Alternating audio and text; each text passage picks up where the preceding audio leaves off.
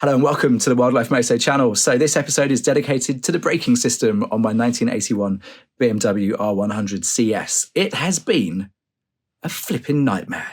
So let's flip the camera around and I'll tell you all about it. It's been fun. Okay, let's start with a quick overview of how the braking system works on this bike. So we've got a handlebar mounted brake master cylinder and reservoir, which is a later addition on these Airheads because it used to be down here under the petrol tank, hidden away, which was a bit of a nightmare for maintenance. You had to take the tank off and you could never be sure where your brake fluid was at, for example, because it was all kind of hidden away. So bit of a nightmare. Thankfully, on these later bikes, it has changed. So everything to do with this system has been either refurbished or replaced, as you would expect on these old bikes when you're doing a restoration. So all the castings were sent off, aquablasted and cerakoted. I've replaced the brake master cylinder, all the seals, all the pivots, all the hardware, nuts and bolts and everything like that. Even the reservoir pot and the cover and all that and the screws are all brand new. The other new component in the system is the brake lines. So these are Goodrich stainless steel banjo into a braided line that runs down here under the headlights, or kind of along the side of the headlights. You can just catch it poking past the headstock there, and then it runs into our splitter. So this splitter is under the tank, and we've got the little top section here where the fluid comes in, and it's just an aluminium three-way splitter. So fluid in, and then it splits out either left and right to our calipers. But actually, before it gets to the caliper, we've got this hard line here. So this kind of S-shaped hard line where it screws in. I've also put speed bleeders on these calipers. And as you might have seen in previous videos, the entire caliper itself on both sides has been completely rebuilt. So aquablasted, cerakoted, but also remachined, new pistons, new pads, all new hardware as well. And then we've got these guys, which are our brand new EBC floating discs. So the entire braking system has been, well, it basically wants for nothing. It's been completely refurbished. So how hard can it be to expect that once it's all tightened up and put in place, that we're not going to have any problems, everything's going to be absolutely perfect and fine? Not quite the case. I actually ended up with a pretty serious leak coming from exactly here. This is where our Goodrich line that runs from our brake master cylinder connects to the splitter, and I had fluid pouring out of this central port here. Now, the way that this works is we've got a hose that kind of terminates in a female end fitting. I'm sorry, I don't know the names for all these things, but it's female here. And then this little nut is actually part of an adapter that has two male ends and ultimately converts that female hose into a male flare. I think it's an ISO spec flare that goes into this splitter. I've actually got one over here. I can show you what that looks like. Here it is. So this side here connects to the hose, and this side here connects to our splitter. And with fluid pouring out from this adapter, I'm thinking there might be something wrong with this end point here with this fixing. So part of my process of elimination was to grab this part. So this is the old line that originally came off the bike. We didn't have any leaks in the test rides that I did, so I thought, well, why not put this back on and see if this solves the problem. So that's exactly what I did. I went back to the bike, took the Goodrich line off, and reconnected the old line to the top of the splitter up here. And guess what happened? Can you guess? The leak completely disappeared. No more leaking at all. So, get onto Motorworks and said, I think we've got a problem with the Goodrich line. And the reason I've got a spare here is because the first thing they said was, well, we'll send you a new end adapter because there may be something wrong with that. They're good like that, free of charge, because this is where I bought the part from. They were keen to help me put it right. So they sent me one of these, arrived the next day. And to be honest, I wasn't convinced it was going to solve the problem because they're kind of precision-made parts. When I had the two in my hands, they were absolutely identical. I couldn't see any obvious damage on the one that I'd received first. But I thought, what the hell? I'll try it anyway. And waste of time because we just had another leak Yeah, it's exactly the same thing happened.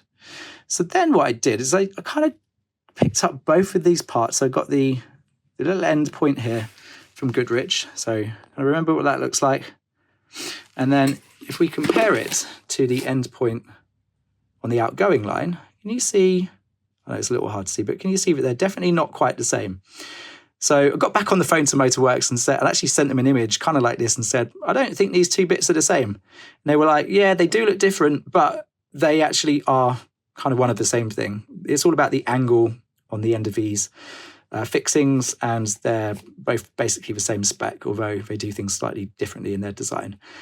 But he did say that, because I was kind of on the phone to the guy, he said, the fixing on the end of the line that you're showing me, the old line, looks a little bit rough. He said it might be worth just looking inside the splitter to see if there's any scoring or any damage inside the splitter.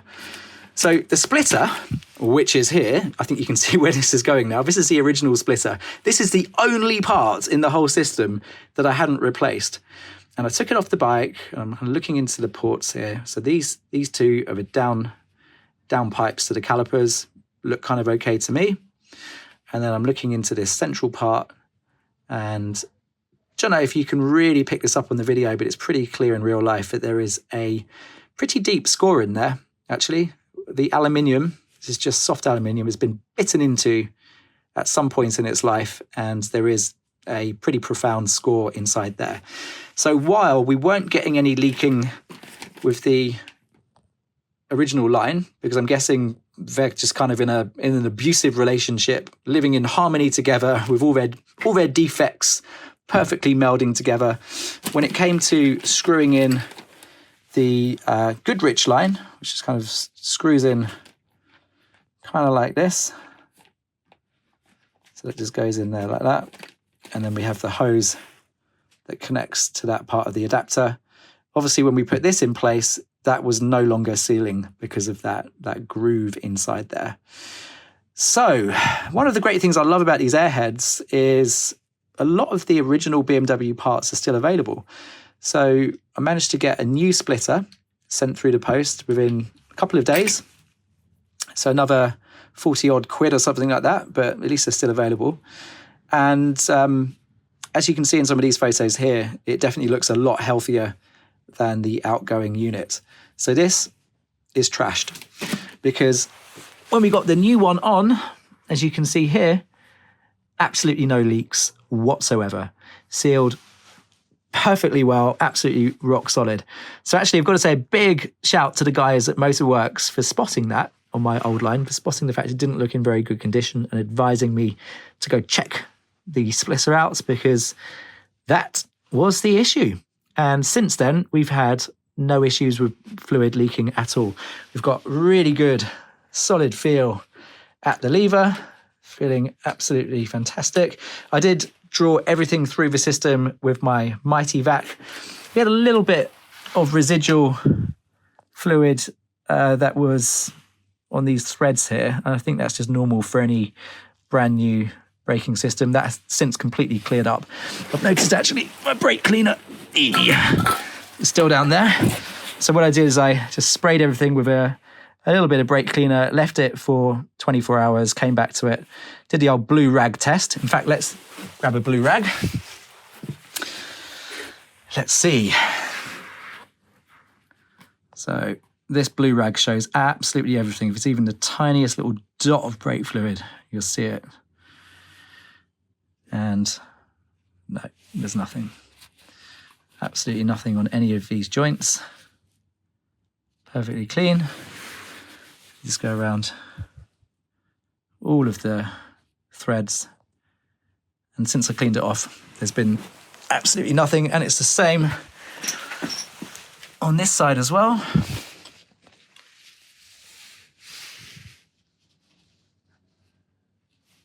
And believe me, it's so obvious with this blue rag. If you've got anything on there, you'll see it soaking into the rag. So it's just marks where I've pushed against it, but there's absolutely no fluid on there at all. So that is now sealed up, and I'm very happy with that. So we can move on to all the stuff we've got to do next. One of the next things As part of the final stages of the electrics, we're going to do the new horns. So I've gone and ordered some proper Fiam Italian horns. These are great. These sound like a supercar. The way that these twin horns work, you've got one that is a kind of low tone horn, I'm not sure what one's what, and one with a slightly higher tone. You get that kind of nice twin horn sound, and that replaces the outgoing horns that are in this bag that are completely rusted out, looking absolutely horrible. So with the Fiam kit, you actually get all of the, you get a whole load of different terminals for the horns. So I just need the basic spade terminals. I think you even get a horn relay in here as well. So you get absolutely everything you need. And there's some brackets in there as well. It's little kind of steel brackets. And they just kind of bolt on to these tabs here. And there's also a little brake line retaining rubber which goes onto the back of that setup as well. And that is our live for the horn. And there's I think there's a blue one on the other side as well. So yeah, we're all in a good place after a pretty mammoth journey with these brakes. It's been a huge investment in time and resources to get this braking system as good as it possibly can be. But look, at the end of the day, if you're going to invest in anything, I think your brakes are probably a pretty good candidate. So the whole system completely refreshed. I don't think there's anything original on this braking system now, apart from the actual castings themselves for the lever and the perch and the actual castings for the calipers, but everything else has been completely redone. So there you go. Braking system ticked off. Finalised the electrics.